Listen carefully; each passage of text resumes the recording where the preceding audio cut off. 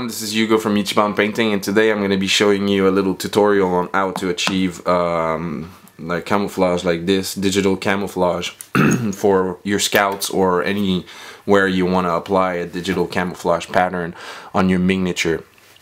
So the steps are really easy. I checked in my bit box, but I didn't have another cloak that I could spare to do this tutorial, so I'm going to be doing it on a base, but the technique is the same. The only difference is that when you're going to be applying the masking tape to mask the area, I use a Q-tip, and when I put the, hold on a second, I'm going to focus.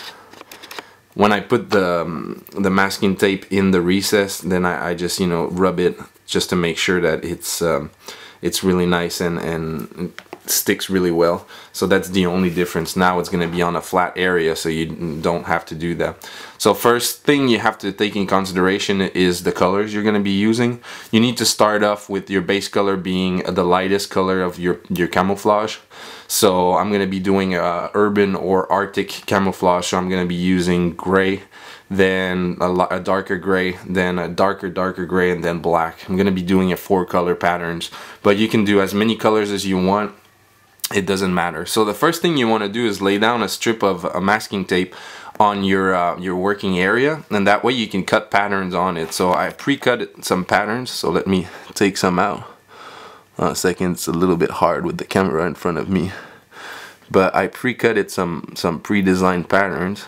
So you just take them out, and then once you cut them out, you apply them to your base. And you know, since this is a tutorial, I didn't really take the time to cut them to perfection, but you applied the stickers like that. So I'll fast forward to once the decals are all applied.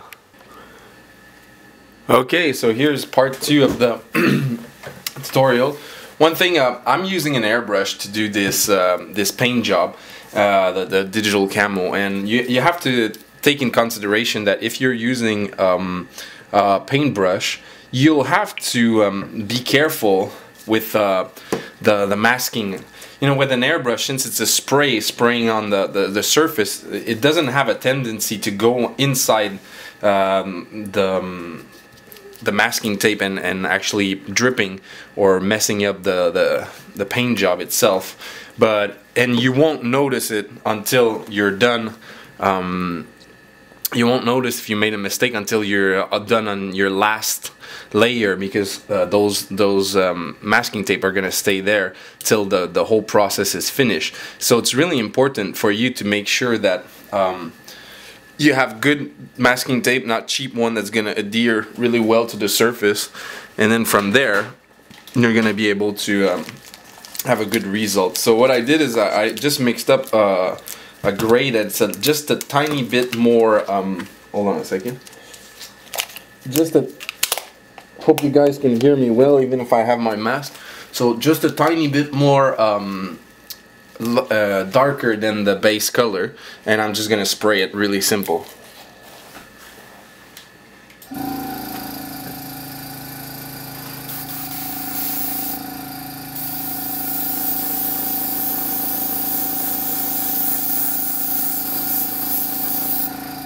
I don't know if you can see, but you know, there's not a big difference in color. But you know, once you take out all the paint, the tape, it's gonna be a, you know, nice effect.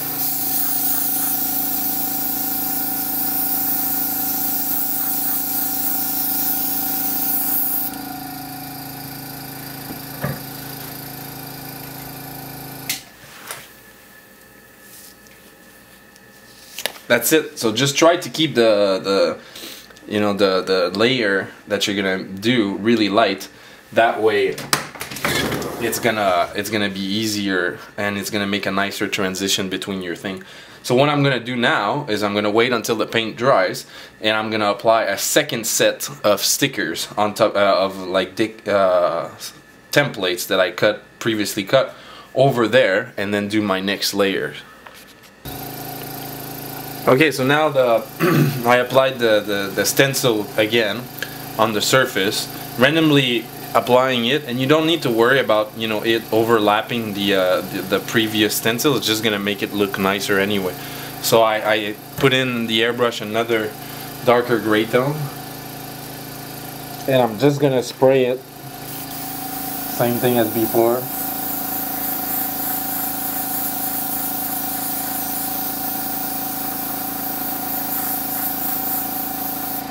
As you can see, it's a little bit darker tone, like I said, just to make it, you know, look nice. And you can do this technique with colors that don't match. Now I'm working my way from light gray to dark, but to black. But you can do it with like yellow and blue and green all together. It doesn't matter.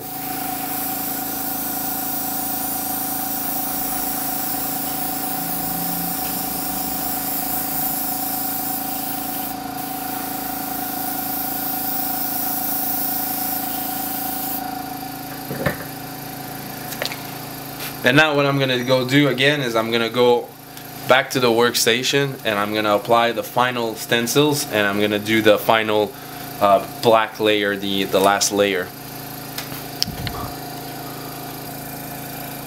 Okay, so last part, again, same process as before. I laid down my my template, and I'm just gonna spray a darker color on it.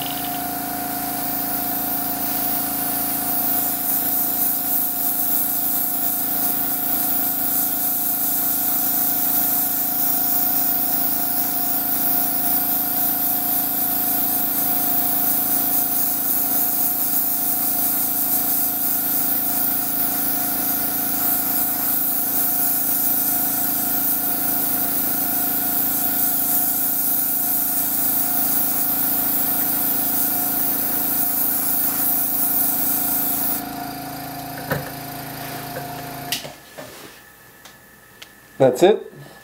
Now we're done. The only thing, I'm just gonna wait until this dries up.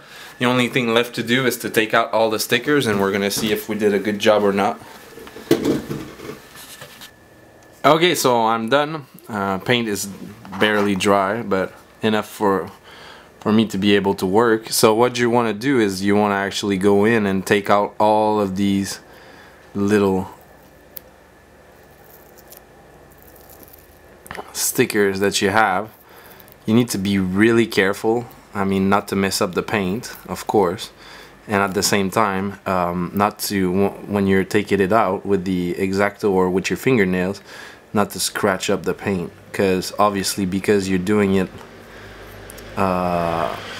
with a stencil, you won't have, and it's really hard to do over the camera, but since you're doing it with a stencil, you won't be able to shoot some clear until you're done with the whole paint job. So you just take these out and be really careful. Sorry, like I said, really hard to do that without scratching something on the camera, but you can see the pattern starting to evolve. I'll just take everything out and then I'll finish the video up. So here we have the finished product. You know, since I was doing a tutorial, what happened is actually, you know, I didn't let the paint cure. I actually used an air dryer to, you know, speed up the process to be able to take the video. So, you know, I did scratch up the paint even though I was really careful. So that's one thing that you really need to be careful of, is to let your paint cure in between each layer. That way you won't have this problem when you're taking off the masking tape. Also, you know, since it was a, you know, for a tutorial purpose, I didn't cut my you know, my tape like super straight, you know, or at least straighter than that. You know, if you look at this model, the lines are not super straight, and that's okay, but at least all the camouflage is laid down really straight. Here it's a little bit all over the place, you know, the lines aren't, or the way they lined up isn't that straight. But, you know, I just wanted to show you the technique that you can use to achieve that. So obviously the more time you spend on preparing your stencil and applying your stencil, the better the job is going to reflect, but the technique is still the same. One last thing about the layering of colors.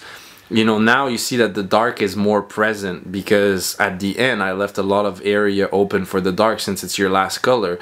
So if you don't want your dark color to be that much present. Like for example, if you want it to be the opposite with the lighter color that has the most present in the camouflage, then when you're putting your stencils over for the light color, then you need to make sure that the stencil for the light color cover a lot of area.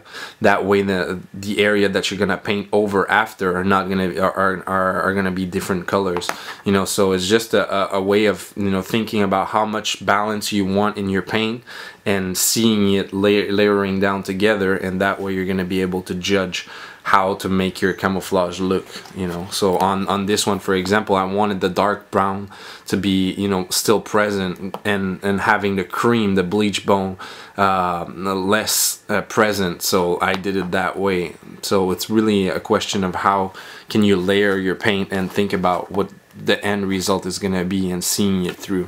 So I hope you like the tutorial. It's really easy trick. Again, just make sure to be that if you're doing it with a paintbrush, to have good adhesion with your masking tape. That way you're gonna have really good results, and it's not gonna go and go inside the paint. And subscribe, like, and I'll see you on the flip side.